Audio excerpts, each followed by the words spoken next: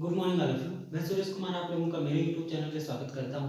आज हम लोग रीजनिंग मैथ्स के अंतर्गत अमेजिंग ट्रिक के अंतर्गत एक ऐसे टॉपिक के बारे में बात करेंगे जिससे रिलेटेड क्वेश्चंस हर प्रतियोगिता परीक्षा में जरूर आते ही हैं, चाहे वो एसएससी हो, चाहे सीजीपीएससी हो, यूपीएससी हो, या कोई भी कर्मचारी से रिलेटेड जैसे बैंक है ना इत्यादि के अंतर्गत तो क्वेश्चन जरूर पूछे जाते हैं।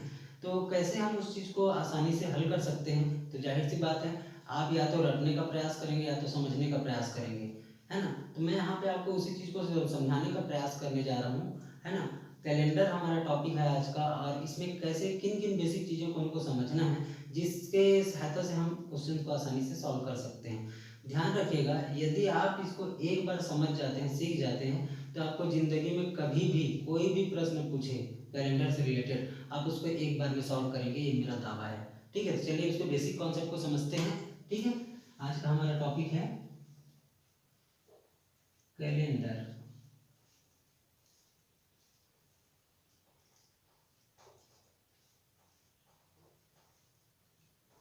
ठीक है, तो कैलेंडर की जब हम बात करते हैं, है ना, कैलेंडर की जब भी हम बात करते हैं तो वहाँ पे हम देखते हैं वहाँ के समय मापन के लिए जो उसकी आधारभूत इकाई होती है वो क्या होती है, दिन होता है ना भाई।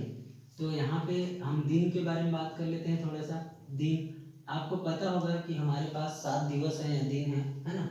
तो उसके अंतर्गत हम बात करते हैं तो हमारे पास है रवि, सोम, मंगल, बुध, गुरु, शुक्र, शनि, है ना। इस तरीके से हमारे 7 दिन हैं। तो इसको हम साथ ही साथ एक कोड दे देते हैं अपने कैलकुलेशन को इजी बनाने के लिए, है ना। क्योंकि आपको एक चीज जानना यहाँ पे जरूरी है, जो ईस्वी संवत की शुरुआत हुई थी, है ना, वो कब हुई थी? 1 जनवरी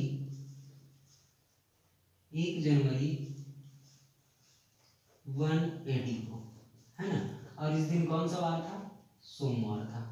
तो इसी को बेस बनाकर हम जो है यहाँ पे इसको काउंट करते हैं कैलेंडर को। ठीक है, तो इसके अंतर्गत 0 1 जो है वो सॉरी 0 जो है वो किसके लिए? रवि के लिए, 1 सोम, मंगल, 2 बुध, 3 4 गुरु और 5 शुक्र और 6 जो है किसके लिए? शनिवार के लिए। इस तरीके से इसको कोड अंकित करते हैं। अब उसके बाद फिर हम लोग आगे चलते हैं। दिन के बाद हमारा क्या आता है? नेक्स्ट पॉइंट वो है सप्ताह। ठीक है, सप्ताह, है ना भाई, ये उसकी दिन के जस्ट बाद वाली बड़ी इकाई है। तो सप्ताह में हम जानते हैं कि वो क्या होता है? 7 दिन होता है ना भाई, 7 दिन होता है। अब इस 7 दिन में वो रविवार से शनिवार कुछ भी हो सकता है। ठीक इसी प्रकार से सप्ताह के बाद आने वाला चीज क्या है? माह। ठीक है, तो माह हमको पता है हमारे पास कितने महीने हैं? एक वर्ष में 12 महीना होता है ना भाई। एक वर्ष में 12 महीना होता है, और उस 12 महीने में क्या हो सकता है? या तो 28 दिन का हो सकता है, या तो 29 दिन का हो सकता है, या तो 30 दिन का हो सकता है, या तो 31 दिन का हो सकता है ना भाई। इनमें से कोई भी एक दिन का हो सकता है महीना जो है ना। तो यहाँ पे हम लोग बात करते हैं, तो सबसे पहले मैं यहाँ पे फरवरी की बात कर लेता हूँ।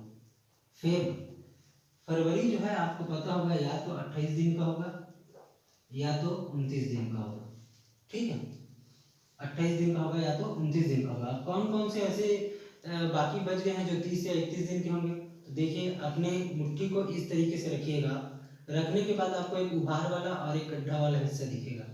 तो यहाँ पे जो उभार वाला हिस्सा है हम लोग वहां से काउंट करेंगे, और जो जो उभार वैल्यू में उभार हिस्से में आएगा उसका दिन जो है 31 दिन होगा, और जो गड्ढे वाले हिस्से में आएगा यहाँ पे जो आप देख रहे हैं, तो वो क्या होगा? आपका 30 दिन का होगा। तो चलिए काउंट करके देखते हैं। हम हमारा सबसे पहले क्या है? जनवरी है, तो जनवरी 31 दिन हो गया फरवरी को छोड़ के, है ना।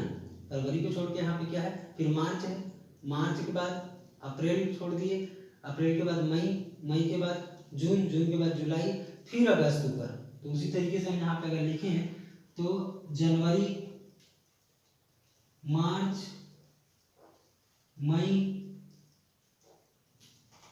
जुलाई, अगस्त, अक्टूबर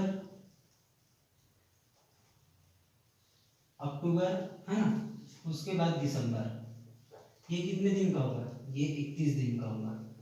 ठीक है, माह को हम लोग काउंट कर रहे हैं यहाँ पे 31 दिन का होगा। जनवरी, मार्च, मई, जुलाई, अगस्त, अक्टूबर, दिसंबर। अब क्या बच गया यहाँ पे, फरवरी तो हो गया, मार्च, अप्रैल बचा, है ना, अप्रैल, उसके बाद फिर जून, है ना, उसके बाद फिर सितंबर,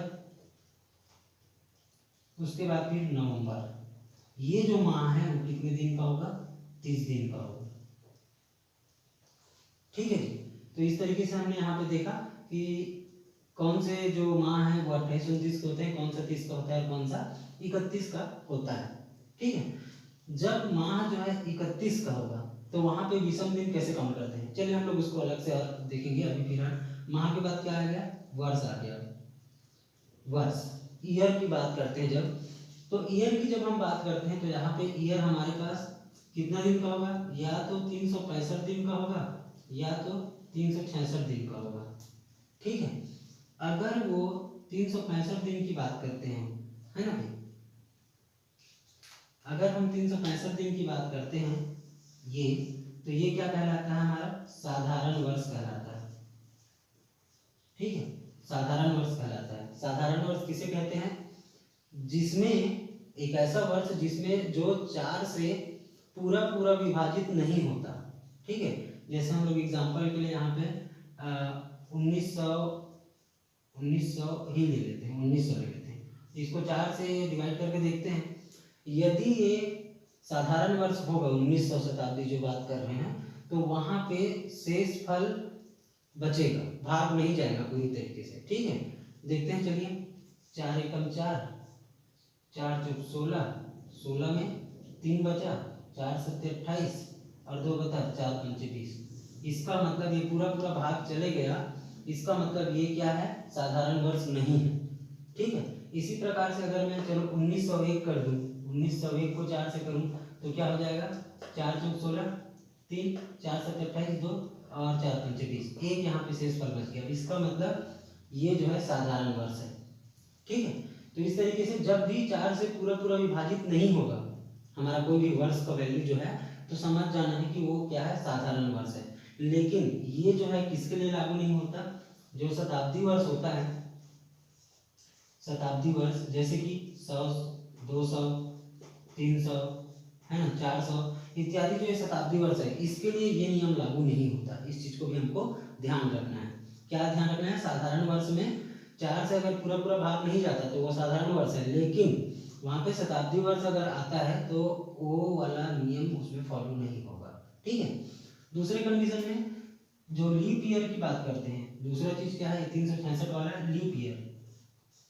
ठीक है, लीप वर्ष की बात करते हैं तो लीप वर्ष जो है 366 दिन का होता है। और यहाँ पे इसके लीप वर्ष को कैसे पहचानेंगे, जो 4 से पूरी पूरी विभाजित हो जाता है उसको हम क्या बोलते हैं, लीप वर्ष बोलते हैं। ठीक है, तो जब भी फरवरी का महीना 29 दिन का होगा, जब भी, तो वो क्या होगा, 366 दिन का ईयर होगा और वो लीप वर्ष कहलाएगा। अगर वो 28 दिन का हो गया फरवरी, तो वो साधारण वर्ष में काउंट होगा और वहां पे शताब्दी वर्ष वाला नियम फॉलो नहीं होगा। यहाँ पे एक चीज ध्यान रखना है कि प्रत्येक 4 वर्ष बाद जो है लीप ईयर आता है। ठीक है, मतलब 28, मान लीजिए इस वर्ष 28 है, 28 दिन का फरवरी है, तो 29 दिन का फरवरी है, तो फिर नेक्स्ट 4 साल बाद फिर 29 दिन का फरवरी जो है आएगा, तो वो लीप ईयर कहलाता है यहाँ पे। ठीक है, तो ये हो गया वर्ष के बाद। अब हम लोग बात करते हैं यहाँ पे विषम दिन के बारे में, विषम दिन को किस तरीके से काउंट करते हैं। सबसे पहले हम बात करते हैं, मान लीजिए कि हमारे पास 2 सप्ताह है, 2 सप्ताह मतलब 14 दिन, 14 दिन, तो 14 दिन में अगर हमको विषम दिन काउंट करना है, कितने विषम दिन हुए, तो यहाँ पे कितना आ जाएगा, 7 से इसको डिवाइड करेंगे। दिन की जब भी बात आएगी उसको 7 से भाग देना है। ठीक है, और वर्ष की जब भी बात आएगी तो उसको 4 से भाग देना है, क्योंकि हर 4 वर्ष के बाद लीप ईयर आता है, इसलिए उसको 4 से डिवाइड करना है। तो यहाँ पे कितना हो गया, 7 एकम 7 और 7 दूनी 14, ये पूरा पूरा कैंसिल हो गया। क्या हमारे पास नीचे शेष फल कुछ आया, नहीं, शेष फल हमारा क्या था, यहाँ पे 0 था। इसलिए यहाँ पे इस मतलब 2 सप्ताह में, 2 सप्ताह की अगर बात करें हम, है ना भाई, 2 सप्ताह में, तो वहाँ पे जो विषम दिन की संख्या कितनी हो जाएगी, 0 हो जाएगी। एक और एग्जांपल लेते हैं, मान लीजिए हमारे पास 25 दिन है, 25 दिन में हमको निकालना है है ना भाई। 25 दिन में हमको निकालना है क्या, विषम दिन निकालना है। तो इसको कैसे निकालेंगे, ये हो जाएगा 7 दूनी 14, 7 ते 21, 7 ते 21 हुआ, ये जो है 3 बार में गया, 7 ते 21, 7 चौक 28 ज़्यादा हो गया 25 से, तो यहाँ पे बचा कितना, 4 बचा। तो 25 दिन में जो विषम दिन की संख्या कितनी हो जाएगी, 4 हो जाएगी। ठीक इसी प्रकार से अगर हम महीने में बात करें, तो महीने में अगर बात करते हैं तो यहाँ पे देखिए, है ना, अगर 28 दिन का है तो 7 से उसको डिवाइड करिए, माह की कंडीशन में भी हम उसको 7 से डिवाइड करेंगे, तो यहाँ पे 7 चौक 28 पूरा पूरा कट गया, मतलब फरवरी अगर 28 दिन का होगा तो उस कंडीशन में वहाँ पे जो क्या हो जाएगा, विषम दिन की संख्या 0 हो जाएगी। अगर 29 दिन की बात करें तो जाहिर सी बात है वहाँ पे शेष फल कितना बच रहा है, 1 बच रहा है, मतलब विषम दिन की संख्या कितनी हो जाएगी, 1 हो जाएगी। ठीक उसी प्रकार से अब हम लोग 30 दिन की बात करते हैं, तो 30 दिन को अगर हम यहाँ पे बात करें तो इसका आंसर कितना आएगा, 2 आएगा, 2 शेष फल बच रहा है, मतलब 2 विषम दिन वहाँ पे है। 31 का बात करें तो जाहिर सी बात है 31 के लिए बात करेंगे तो उसका कितना आएगा, 3 दिन आएगा। इस तरीके से महीने में विषम दिन काउंट करने का हम ट्रिक यूज कर सकते हैं। उसके बाद हम लोग ईयर वाइज बात करते हैं, तो हमारे पास एक क्या है, साधारण वर्ष है 365 दिन का, है ना भाई, 365 है, 365 है। अब देखिए 365 दिन का अगर हम बात करेंगे, दिन का बात कर रहे हैं, ईयर का बात नहीं कर रहे हैं ना, शताब्दी ईयर का बात नहीं कर रहे, तो इसको 7 से डिवाइड कर देंगे तो हमको पता चलेगा, अगर ये पूरा पूरा कट जाता है और शेष फल 0 बचता है ना, या कुछ नहीं बचता, जितना शेष फल बचेगा वही उसका विषम दिन होगा।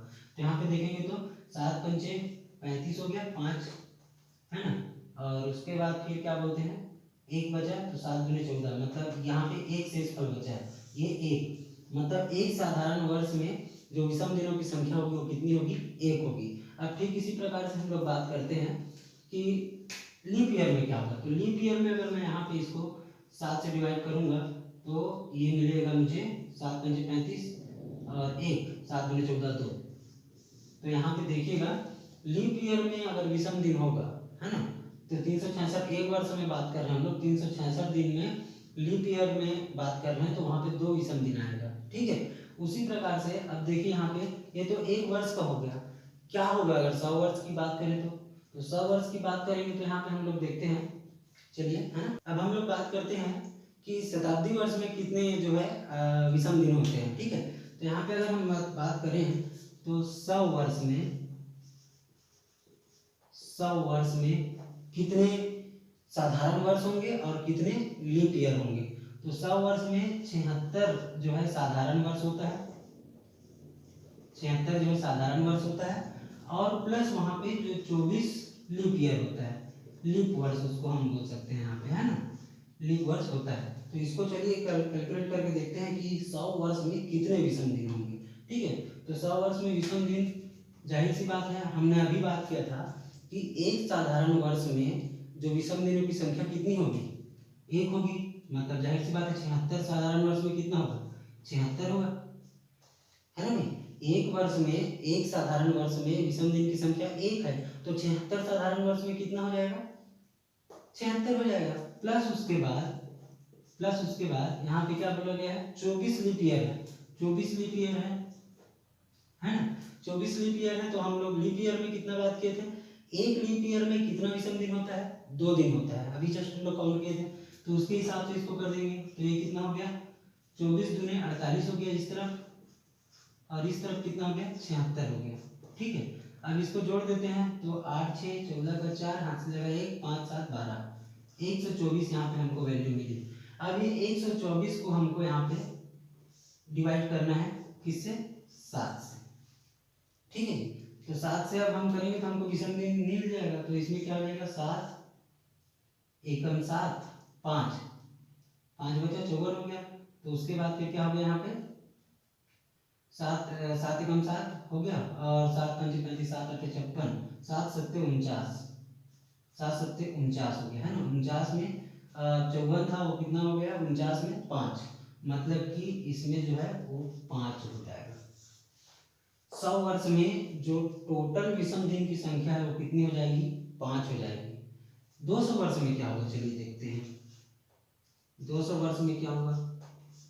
तो देखिए 200 वर्ष में क्या क्या जुड़ा हुआ है, 200 वर्ष में क्या क्या जुड़ा हुआ है कि 100 वर्ष जुड़ा है, मतलब एक 5 और एक और 5 उसमें जुड़ा हुआ है। तो उसमें देखेंगे हम तो क्या हो जाएगा यहाँ पे 200 वर्ष के लिए हम इसको 2 गुना कर देते हैं। 2 गुना कितना हो जाएगा 5 हो जाएगा और बटे कितना हो जाएगा 7 हो जाएगा। तो ये क्या हो गया 10 बटे 7, 7 एकम 7, कितना बचा शेष पर 3। ये जो 3 है 200 वर्ष के लिए विषम दिन होगा। अब इसी प्रकार से अगर मैं 300 वर्ष के लिए निकालूं, 300 वर्ष के लिए निकालूंगा तो 300 वर्ष के लिए क्या हो जाएगा 3 गुना 5 बटे 7, सिंपल सी बात है। तो ये क्या हो जाएगा 14, 5 3 8, 5 3 15 है ना, 5 3 15 बटे 7। तो ये क्या हो जाएगा 7 दूनी 14, कितना बचा 1 बचा, क्या 1 से 100 बचा ना। ये एक किसके लिए 300 वर्ष के लिए है, ठीक है। 400 वर्ष में क्या हो जाएगा 400 वर्ष में चलिए काउंट करते हैं।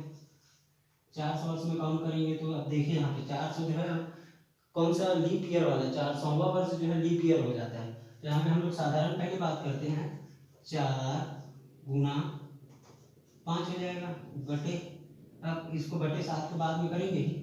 अभी देखिए इसमें टोटल कितना हो गया 5 चौक 20 हो गया, 20 प्लस यहाँ पे 400वां वर्ष जो है वो लीप ईयर है, ठीक है। लीप ईयर है तो लीप ईयर के कारण यहाँ पे +1 हो जाएगा, एक लीप ईयर है ना भाई, तो +1 हो गया। तो ये कितना हो गया 21, 21 बटे 7, तो ये कितना हो गया 7 चौक 28 है ना, 7 तिया 21, हाँ 7 तिया 21, सॉरी 7 तिया 21 हो गया यहाँ पे। तो 7 तिया 21 के 0 बचा, क्या 0 बचा ना भाई यहाँ पे, तो ये 0 बचा।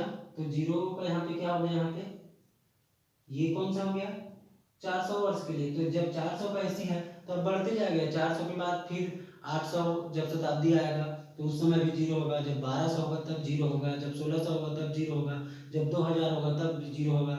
इस तरीके से कंटिन्यू चलते जाता है, ठीक है। तो ये हमारा जो है क्या है लीप ईयर के जो वर्ष शताब्दी वर्ष में विषम दिन काउंट करने का ट्रिक है, कोड है। तो चलिए उसी को एक और तरीके से देख लेते हैं। हमारे पास एक ट्रिक यहाँ पे आ गया है, उसको हमको ध्यान रखना है कोड के लिए। ये शताब्दी कोड मैं यहाँ पे बताने जा रहा हूँ आपको, शताब्दी कोड, और ये सबका जरूरत आएगा भी। शताब्दी कोड, शताब्दी कोड के अंतर्गत हम लोग बात किए थे तो 100 है ना, यहाँ पे हमारा वैल्यू आया था 5 3 1 0, ठीक है। ये इसी को एंड करेंगे आज, फिर नेक्स्ट में कैलकुलेट करेंगे हम लोग प्रॉब्लम्स को।